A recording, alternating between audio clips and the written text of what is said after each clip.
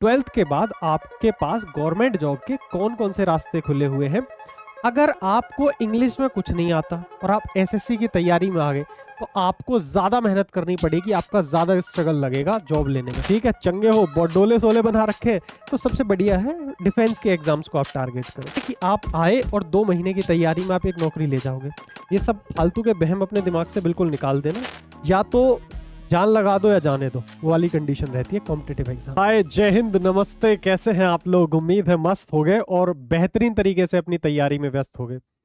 आपने हाल ही में अगर 12th की है तो आपको ये समझ नहीं आ रहा होगा कि हम आगे क्या करें। मैं आपको पहले ये क्लियर कर देता हूं, मैं इस वीडियो में ये नहीं बताने वाला हूं कि 12th के बाद आप कौन सी डिग्री लें और किस कॉलेज में जाएं। मैं जानता हूं बहुत ज्यादा घरों में ये चर्चा चलती है जब कोई बच्चा 12th पास करता है कि आप कॉलेज तो करो बट साथ में गवर्नमेंट जॉब की प्रिपरेशन करो। हमारी तरफ अगर मैं बात करूं, यूपी, बिहार, राजस्थान, हरियाणा, जैसे ही बच्चा 12th पास होता है उस बच्चे को उनके घर वाले बोलते हैं कि बेटा कॉलेज तो जाना लेकिन साथ में गवर्नमेंट जॉब की प्रिपरेशन करते रहना, गवर्नमेंट जॉब लग जाएगी तो उससे बढ़िया क्या। तो मैं आज आपको ये बताने वाला हूं कि 12th के बाद आपके पास गवर्नमेंट जॉब के कौन कौन से रास्ते खुले हुए हैं और किस रास्ते पर चलना आपके लिए ज्यादा स्मार्ट चॉइस रहेगा, जल्दी जॉब मिल जाएगी। इन सभी चीजों पर हम बात करेंगे। ठीक है, 12th के बाद जो आपके पास ऑप्शंस हैं, ग्रेजुएशन के बाद आपके पास ज्यादा ऑप्शन होते हैं, 12th के बाद आपके पास थोड़े से लिमिटेड ऑप्शन होते हैं, बट इतने नहीं, बहुत सारे ऑप्शन 12th के बाद भी होते हैं। मैं एक एक करके सारी चीजों पर चर्चा करता हूँ। 12th के बाद की बात करूं, जो सबसे ज्यादा बच्चे तैयारी करते हैं आफ्टर 12th उन्हें दिखाई देता है एनडीए, ठीक है, नेशनल डिफेंस एकेडमी का एग्जाम, और एयरफोर्स एक्स वाई ग्रुप। लेकिन आप अगर एसएससी, रेलवे, इस तरफ साइड वाले एग्जाम्स को देखोगे तो यहाँ भी आपके पास कम ऑप्शंस नहीं है, बट आपको अवेयरनेस कम है इसलिए आप इनकी तैयारी नहीं करते हो। एक एक करके हम सारी चीजों पर बात करते हैं। गवर्नमेंट जॉब की तैयारी करने से पहले इन बातों का ध्यान रखें, जैसे कि प्लानिंग, सिलेबस, प्रीवियस पेपर्स और सबसे बड़ी चीज फोकस। सारी चीजों पर मैं धीरे धीरे आपकी चर्चा करने वाला हूं। ठीक है, अब बात करते हैं, आपका पहले से ही किसी ना किसी स्टूडेंट की कोई वीकनेस होती है, कोई स्ट्रेंथ होती है।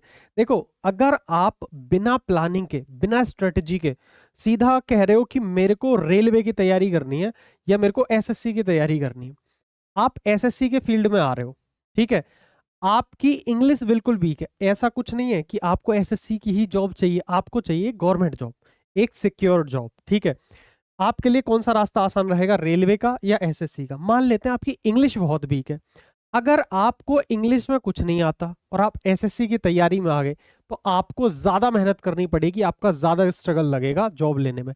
लेकिन अगर आप वहीं रेलवे की तैयारी में जाते हो तो रेलवे के एग्जाम्स में जनरली इंग्लिश पूछी ही नहीं जाती। तो क्यों, अगर आपकी इंग्लिश वीक है तो आप पहले रेलवे को अपनी प्रायोरिटी समझो। प्रायोरिटी किसको रखो? रेलवे एग्जाम्स को। सेकेंडरी आप एसएससी को लेकर के चल सकते हो। तो ये सब चीजें आपको समझनी होंगी। मान लेते हैं अगर आपकी मैथ्स स्ट्रांग है, मैथ्स बहुत सॉलिड है, ठीक है, आप रेलवे में भी ट्राई कर सकते हो, एसएससी में भी, दोनों के एग्जाम दो, मैथ्स दोनों में आती है।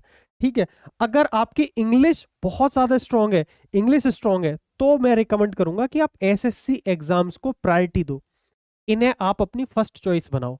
एसएससी किस किस एग्जाम को कंडक्ट कराता है, रेलवे किस किस एग्जाम को कंडक्ट कराता है, 12th के बाद मैं सारी चीजों को डिटेल में बताऊंगा। लेकिन आपको ये समझना है कि रेलवे के जो एग्जाम्स होते हैं उनमें इंग्लिश नहीं आती है, इंग्लिश नहीं पूछी जाती, बट एसएससी के एग्जाम्स में इंग्लिश पूछी जाती है। तो अगर आपकी इंग्लिश बिल्कुल ठेपे ठटेरा है, इंग्लिश वीक है, तो आप रेलवे टारगेट करो फर्स्ट प्रायोरिटी पे रख के। ठीक है, लेकिन अगर आपकी इंग्लिश भी स्ट्रांग है, मैथ भी स्ट्रांग है, तब आप एसएससी को फर्स्ट प्रायोरिटी बनाओ। बात आ रही है समझ में? इसके बाद कुछ एग्जाम होते हैं डिफेंस के या पुलिस के।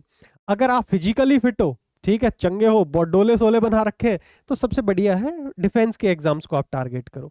जैसे दिल्ली पुलिस हो गया, UP police, Haryana police, Rajasthan, आप जिस स्टेट में है आपकी स्टेट पुलिस हो गई, दिल्ली पुलिस सेंट्रल पुलिस होती है। इसके अलावा एनडीए, सीडीएस, ये सब भी। सीडीएस तो आपके आफ्टर ग्रेजुएशन होता है, एनडीए का एग्जाम हो गया। मैं इसको इस तरीके से क्यों बता रहा हूं, आप समझना थोड़ा सा। अगर आप फिजिकली फिट है तो आप काफी हद तक कंपटीशन काट दोगे।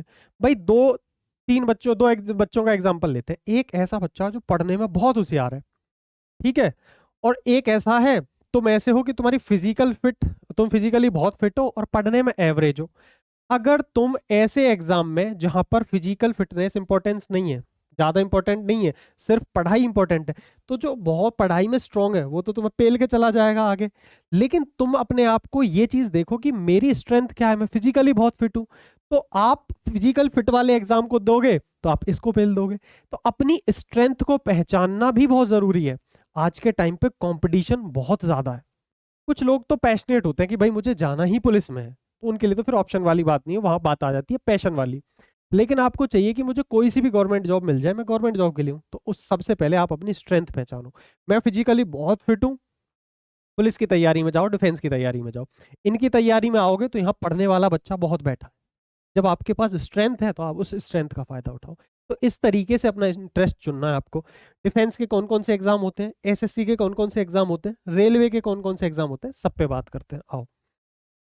अब मैं बात कर रहा हूँ प्रिपरेशन टाइम और कंपटीशन। पहले आपको ये भी समझना होगा कि ऐसा नहीं है कि आप आए और 2 महीने की तैयारी में आप एक नौकरी ले जाओगे।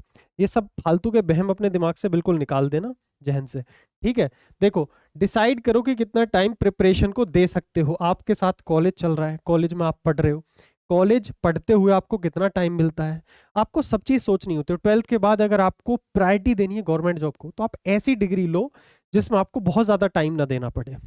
अगर आप प्रायोरिटी रखते हो अपनी डिग्री को, तो फिर आप गवर्नमेंट जॉब के लिए बहुत ज़्यादा टाइम नहीं दे पाओगे। ठीक है, ये दोनों चीज़ आपको बैलेंस बनानी है कि कॉलेज के साथ आपको कितना टाइम मिलता है।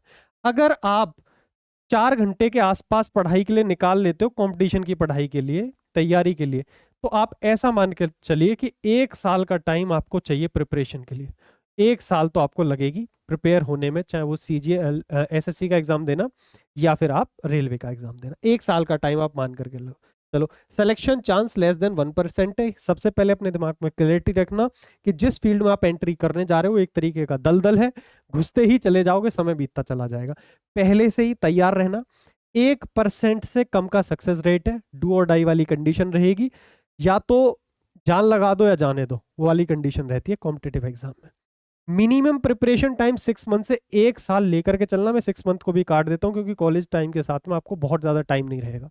यदि आप 4 की जगह 8 घंटे, 7 से 8 घंटे पर डे पढ़ सकते हो, तो ये टाइम आपका 6 महीने हो सकता है। लेकिन अगर आप 4-5 घंटे डेली पढ़ रहे हो, 3-4 घंटे डेली पढ़ रहे हो, तो 1 साल तो मिनिमम टाइम आपको लग जाएगा किसी भी एग्जाम के लिए प्रिपेयर करने में। ये सारी चीजें आप अपने दिमाग में पहले से बिठा के रखना। कई बार बच्चे एंट्री कर जाते हैं, कोर्स भी ले लेते हैं, उन्हें लगता है 2 महीने 3 महीने पढ़ेंगे। नहीं, आपको एक लंबा समय देना पड़ेगा अपनी तैयारी को, तब आप कंपटीशन निकाल पाओगे। ठीक है। एज लिमिट की मैं बात करूं, हर एग्जाम के लिए अलग अलग एज लिमिट होती है। कुछ एग्जाम ऐसे होते हैं, जैसे मैं बात करूं अगर एनडीए वगैरह की, जहां बहुत कम एज चाहिए होती है। ठीक है, एनडीए के लिए आप 16.5 से 19.5 साल की एज चाहिए होती है। ठीक है, तो मैक्सिमम बच्चे आफ्टर 12 सबसे पहले एनडीए चुन लेते हैं। एयर फोर्स की अगर मैं बात करूं, एक्स वाई ग्रुप, ये 17.5 साल से 21 साल की उम्र चाहिए होती है। अगर मैं दिल्ली पुलिस बात करूं, ये फिर वो एग्जाम्स हैं जहां खुल के कंपटीशन चलता है। ये सारे एग्जाम फिर 18 साल से शुरू होते हैं।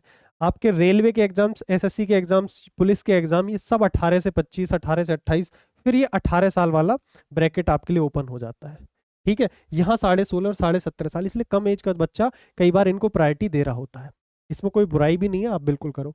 अगर आप यहाँ से तैयारी कर चुके हो, उसके बाद एंट्री इस फील्ड में कर रहे हो, तो यहाँ गहराई खतरनाक है, यहाँ कॉम्पिटिशन ज्यादा है, मैं फिर बता रहा हूँ। ठीक है, एसएससी, रेलवे, फिर मैं इन्हीं चीजों पे आज चर्चा करने आया हूँ ज्यादा।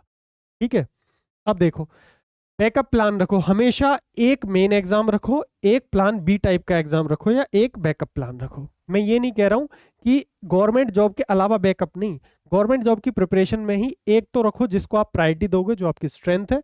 बाकी तैयारी इस हिसाब से करनी है कि कोई भी एग्जाम अगर फॉर्म आ रहा है, वैकेंसी आ रही है, तो फिल करो और एग्जाम दे करके आओ, लग जाएगी तो ज्वाइन कर लेंगे। समझ रहे हो बात? एक आपको मेन एग्जाम, जैसे जिसकी इंग्लिश अच्छी है, मैथ्स अच्छी है, वो मेन टारगेट करो एसएससी सीजीएल। आप कहोगे भैया सीजीएल, पहले मैं बता देता हूँ, यहाँ पे सीजीएल लिखा हुआ है। सीजीएल जो एग्जाम है वो ग्रेजुएशन के बाद आप दे पाओगे, अभी नहीं दे पाओगे। लेकिन इसकी जगह आप सीएचएसएल दे सकते हो, 12th बेस एग्जाम होता है, एसएससी का ही एग्जाम है सीएचएसएल। बट मैं ये कहूंगा आप टारगेट सीजीएल को ही करते हुए चलना। जब आप सीजीएल के हिसाब से तैयारी करोगे तो आपका सीएचएसएल अपने आप निकल जाएगा। और जैसे आप ग्रेजुएट हो जाओगे, ग्रेजुएट होते ही आप सीजीएल का एग्जाम दे सकते हो, income tax inspector, GST inspector, आप बड़े बड़े पोस्ट पे सेलेक्ट हो सकते हो। क्लेरिकल एलडीसी टाइप की पोस्ट इसमें निकलती है सीएचएसएल में। अगर आपका ये एग्जाम निकलता है तो आप इस पोस्ट पे सेलेक्ट हो सकते हो। तो एसएससी के लिए 12th और ग्रेजुएशन दोनों बेस्ड के मैंने एग्जाम बता दिए। जो बच्चे डिफेंस में जाना चाहते हैं तो आफ्टर ग्रेजुएशन एक एग्जाम होता है एसएससी सीपीओ का एग्जाम। इससे आप सारी पैरामिलिट्रीज में सब इंस्पेक्टर की पोस्ट पर लगते हो, और दिल्ली पुलिस में जो दरोगा होते हैं सब इंस्पेक्टर वो भी एसएससी सीपीओ से लगते हैं। बट ये एग्जाम आप आफ्टर ग्रेजुएशन दे सकते हो। तो भैया अभी क्यों बता रहे हो, आप अभी से सीजीएल को टारगेट करोगे, अभी के लिए आप सीएचएसएल दे सकते हो, यहाँ से क्लरिकल पोस्ट के आप पे सेलेक्ट हो सकते हो। लेकिन आप सीजीएल की तैयारी को लेकर के चलोगे तो ये एग्जाम अपने आप निकल जाएगा। सीजीएल तैयारी करोगे ये एग्जाम भी अपने आप तैयार होता रहेगा। जैसे ही आपके हाथ में डिग्री आएगी, ग्रेजुएट हो जाओगे, दोनों एग्जाम को भी फोड़ देना। बात आ गई समझ में। इसके बाद जैसे अगर आपने एसएससी के एग्जाम को प्रायोरिटी दी है, इसको आपने प्रायोरिटी पर रखा कि ये मेरा मेन एग्जाम है, तो आप बैकअप में रेलवे या पुलिस के एग्जाम जरूर रखो। ऐसा नहीं है कि सीजीएल की वैकेंसी या सीएचएसएल की वैकेंसी आएगी सिर्फ उसे ही भरूंगा, उसके अलावा कोई फॉर्म ही अप्लाई नहीं करूंगा। इस थिंकिंग से कभी भी गवर्नमेंट जॉब की तैयारी नहीं करनी है। आपको तैयारी इस हिसाब से करनी है, ये मेरा मेन एग्जाम है, लेकिन अगर रेलवे की कोई वैकेंसी आ रही है, पुलिस की कोई वैकेंसी आ रही है, मैं फिल सबको करूंगा, सारे एग्जाम्स दूंगा। गवर्नमेंट जॉब में जो जॉब पहले लग जाए उसको सिक्योर कर लेना चाहिए, ये मेरा पर्सनल ओपिनियन है। इसके बाद फिजिकल रिक्वायरमेंट रियलिटी चेक मैं आपको बता देता हूँ, ठीक है क्या है। देखो generally most of the exams में 1600 मीटर की रनिंग मांगते हैं, 5.5 मिनट से लेकर के 6 मिनट से लेकर के 7 मिनट, सब अलग अलग क्राइटेरिया होता है। तो अगर आप किसी भी एग्जाम की तैयारी कर रहे हो जिसमें फिजिकली फिटनेस की नीड है, तो थोड़ा थोड़ा फिजिकली अब से मेंटेन भी रहना है, ठीक है। ऐसा कई बार होता है, जो दिल्ली पुलिस का एग्जाम है वो 12th बेस्ड होता है कांस्टेबल का। अगर आपने एग्जाम क्रैक कर लिया, पहले उसमें रिटन एग्जाम होता है, उसके बाद फिजिकल, ऐसे बहुत सारे बच्चे हैं जो जब 2 महीने बचते हैं फिजिकल के तब भागना शुरू करते हैं, कई बार नहीं निकल पाता है, 6 मिनट में 1600 मीटर नहीं हो पाती है दौड़। वो सब डिपेंड करता है कि आपकी फिजिकल फिटनेस किस तरीके की है। बस इतना बताना चाह रहा हूँ, अगर आप किसी भी डिफेंस की तैयारी कर रहे हो तो फिजिकली फिट रहना, लल्लू लाल मत बन जाना, वरना जो आपकी स्ट्रेंथ है वही वीकनेस में बदल जाएगी। अब फिजिकल जॉब और डेस्क जॉब में आप अच्छे से जानते हो, मैंने पहले भी बता दिया। फिजिकल जॉब में ज़्यादातर कैसी जॉब आती है जो जिसमें आपको आउटडोर ड्यूटी करनी पड़ती है, कोई फिक्स आर नहीं होते। जैसे मैं पुलिस की बात करूं, अगर आप सब इंस्पेक्टर लगते हो यूपी पुलिस वगैरह में, तो उसमें आपके कोई भी फिक्स आर नहीं होते हैं, आपको दिन रात फिर अपनी लाइफ ही देनी पड़ती है डिफेंस को, ठीक है। अगर मैं बात करूं फैमिली से आपको दूर रहना पड़ेगा, इस टाइप की जॉब आती हैं आपकी डिफेंस में। डेस्क जॉब में आती हैं जहां आपको 9 से 5 की बैंकिंग की जॉब हो गई, एसएससी की जॉब हो गई, वीकेंड पे छुट्टी भी मिलती है, ठीक है। और इंडोर जॉब्स होती हैं, ऑफिस में आप बैठ करके आप जॉब कर रहे होते हो, ठीक है। तो इस तरीके की जॉब होती है। सिर्फ बेसिक सैलरी मत देखना, बेसिक छोड़ो, आप सैलरी मत देखना। गवर्नमेंट जॉब की तैयारी में अगर आप आ रहे हो तो आपको और उसके अलावा बहुत सारे पर्क्स मिलते हैं, ठीक है। जैसे कि सबसे बढ़िया चीज जो मेरे को लगती है, मेडिकल बेनिफिट्स मिलते हैं। मेनली जितनी भी सेंट्रल गवर्नमेंट की जॉब्स हैं या स्टेट गवर्नमेंट की भी जॉब्स हैं, वहां आपको मेडिकल अलाउंस मिलता है। मतलब आपकी अगर तबीयत खराब होती है या आपके घर पे मम्मी पापा की तबीयत खराब होती है, वो सारी चीजें आपके इसी गवर्नमेंट जॉब में कवर हो जाती हैं, फ्री ऑफ कॉस्ट आपका इलाज हो जाता है। ये पर्क्स मेरे को बहुत अच्छा लगता है इसका। बाकी आपको हाउसिंग क्वार्टर वगैरह मिलता है मैक्सिमम जॉब्स में, ठीक है। रेलवे की मैं बात करूं, उसमें बहुत ज़्यादा ट्रैवल अलाउंस मिलता है आपको, ठीक है। आप इस स्टेशन से अगर वहाँ दूसरे स्टेशन गए हो तो आपको ट्रैवल अलाउंस मिलता है, सैलरी अच्छी खासी हो जाती है, ठीक है। Central government exams conducted by mainly 3 यहाँ पर मैंने लिखे हुए हैं, एसएससी हो गया, रेलवे हो गया, यूपीएससी हो गया। ये सेंट्रल एग्जाम्स को कंडक्ट कराने वाली बॉडी है, ठीक है। एसएससी कौन कौन से एग्जाम कंडक्ट कराता है, जैसे मैं स्टार्टिंग में भी बता चुका हूँ। एसएससी सीजीएल हो गया जो कि ग्रेजुएशन बेस्ड है, सीएचएसएल हो गया, ठीक है। इसके बाद एमटीएस भी होता है, ये 10th बेस होता है, ठीक है, ग्रुप डी का एग्जाम है। इसके बाद एसएससी सीपीओ, ये वर्दी का एग्जाम है, पैरामिलिट्रीज में सब इंस्पेक्टर लगते हो। ये मेन 4 एग्जाम होते हैं। इसमें अगर मैं ये कहूँ, एसएससी जीडी का भी एग्जाम होता है, ठीक है, जो 12th बेस होता है, जिसमें आप कांस्टेबल लगते हो पैरामिलिट्रीज में, ठीक है, जैसे बीएसएफ, सीआरपीएफ, एसएसएफ, इन सब में। रेलवे की मैं बात करूं तो मेनली आप कह सकते हो ग्रुप डी का भी एक एग्जाम होता है, ठीक है, जिसको आजकल जनरली ग्रुप सी में कंसीडर किया जा रहा है। एनटीपीसी 12th बेस भी होता है, ठीक है, एनटीपीसी 12th बेस भी होता है, और ये ग्रेजुएशन बेस भी होता है। बहुत सारी अलग अलग वैकेंसी होगी, आपने देखे होंगे टीसी देखे होंगे ट्रेन में, ठीक है, जो टिकट चेक करते हैं। यूपीएससी की बात करूं, ये यूपीएससी वो नहीं, यूपीएससी ही कंडक्ट कराता है, एनडीए और सीडीएस, ठीक है। ये जो एग्जाम्स हैं ये यूपीएससी कंडक्ट कराता है। तो मेनली इन्हीं के बारे में बता देता हूँ। अगर एसएससी की बात करें, मैंने पीछे लिख भी दिया था, CGL, CPO, SSC, CHSL, GD, MTS, stenographer, selection post, ये मेनली यहाँ पे 7 एग्जाम लिखे हुए हैं। ये ग्रेजुएशन लेवल के होते हैं, ये 12th ये 10th लेवल का एग्जाम है और ये 12th लेवल का एग्जाम है, ठीक है। सिलेक्शन पोस्ट 10th 12th, इसमें वेराइटी ऑफ अलग अलग वैकेंसी आती हैं, तो उसके हिसाब से इसमें बहुत सारी पोस्ट होती हैं। ये एसएससी के एग्जाम्स हो गए। अगर मैं बात करूं रेलवे की एग्जाम्स की, तो मेनली रेलवे के एग्जाम्स हो गए एनटीपीसी। एनटीपीसी ग्रेजुएट लेवल भी होता है, अंडर ग्रेजुएट लेवल भी होता है। आज हम जो बात कर रहे हैं 12th पास यानी अंडर ग्रेजुएट लेवल, तो 12th पास भी एनटीपीसी का एग्जाम दे सकते हो। अच्छी खासी पोस्ट होती हैं, वेरियस पोस्ट होती हैं, अलग अलग पोस्ट। रेलवे बहुत बड़ा डिपार्टमेंट है इंडिया का, ठीक है, जिसके अंदर वेरियस पोस्ट होती हैं, ठीक है। उनमें आप सेलेक्ट होते हैं। ग्रुप डी ये 10th पास या आईटीआई के लिए है। एएलपी यानी असिस्टेंट लोको पायलट, एक तरीके से आप ट्रेन को चलाते हैं, ये 10th पास का एग्जाम है। आरपीएफ, ठीक है, रेलवे प्रोटेक्शन फोर्स, ये 10th बेस का एग्जाम है और इसी में आप कांस्टेबल भी लगते हो, सब इंस्पेक्टर भी लगते हो। सब इंस्पेक्टर लगने के लिए रेलवे प्रोटेक्शन फोर्स में सब इंस्पेक्टर लगना चाहते हो तो ग्रेजुएट होने चाहिए। तो इतने सारे एग्जाम, एनटीपीसी की भी वैकेंसी आती है, ग्रुप डी की भी वैकेंसी आती है, एएलपी की भी आती है, आरपीएफ की भी आती है। जैसे जैसे वैकेंसी आएंगी आपको पता है, इस चैनल पे मैं आपको हर चीज अपडेट करता रहता हूँ, चाहे वो रेलवे के एग्जाम्स हो चाहे वो एसएससी के एग्जाम्स हो। हम दोनों एग्जाम्स में डील कर रहे होते हैं, साथ में स्टेट एग्जाम यानी पुलिस वगैरह के एग्जाम हो, सारे एग्जाम्स आपको यहाँ पर मैं सारी चीजों पे अपडेट देता रहता हूँ, आप सभी जानते हैं इस चीज को। यूपीएससी 2 एग्जाम कंडक्ट कराता है, आपके काम की बता रहा हूँ, अभी ग्रेजुएट लेवल के नहीं। ये सीडीएस ग्रेजुएट लेवल का है, ये 12th लेवल का एनडीए का है। इसका टाइम बहुत सारे बच्चे तैयारी करते हैं 1-2 साल और फिर आ जाते हैं मेन एसएससी और रेलवे वाले फील्ड में, ठीक है। स्टार्टिंग सबकी ज़्यादातर इसी से होती है। जब ये क्लियर नहीं होता तब बच्चे के पास कुछ नहीं बचता, वो एसएससी रेलवे इन एग्जाम्स की तैयारी में आता है। यहाँ उसको लंबा समय मिल जाता है, यहाँ टाइम पीरियड बहुत कम होता है, ठीक है। 16.5 साल से आपका बहुत कम टाइम पीरियड होता है। बाकी ये स्केल अप एप्लीकेशन है, इस एप्लीकेशन को डाउनलोड कर लेना। इन सभी एग्जाम्स की जिनकी मैंने बात करी है, सब में मैथमेटिक्स आता है, मैं मैथमेटिक्स पढ़ाता हूँ। मैथमेटिक्स के आपको कोर्स मिल जाएंगे। अगर आप चाहते हो अभी से प्रिपरेशन बहुत बेहतरीन करना, तो वहां पर आप जाओगे, आपको प्रारंभ 2.0 करके एक बैच मिलेगा, उस बैच में आप एनरोल कर सकते हैं। बढ़िया बेहतरीन तरीके से मैं मैथ सिखा दूंगा आपको, ठीक है। चाहे आप रेलवे दे लेना चाहे एसएससी दे लेना, वहाँ बेहतरीन तरीके से तुम्हारी तैयारी हो जाएगी। दूसरी चीज, कब वैकेंसी आती है, कब किस चीज की वैकेंसी आ रही है, ये सभी चीजों की जानकारी आपको scale up selections Telegram channel पे मिल जाएगी। Scale up selection Telegram, scale up underscore selection, इस टेलीग्राम को जाकर के ज्वाइन कर लो। कैसी भी अपडेट आएगी जो आपके काम की होगी, चाहे वैकेंसी हो, रिजल्ट हो, कुछ भी चीज़ हो, मैं सबसे पहले आपको इन्फॉर्म करता हूँ।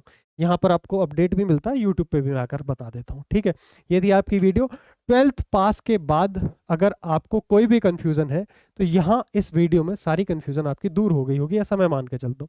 अगर कोई भी डाउट अभी भी रह गया है, कमेंट सेक्शन खुला हुआ है, ज़रूर बताना आप किस डाउट में है, क्या कंफ्यूजन है, उसको मैं कमेंट सेक्शन में ही क्लियर करने की कोशिश करूंगा, ठीक है। तब तक के लिए मस्त रहो, मुस्कुराते रहो, मिलते हैं अदर वीडियोस में।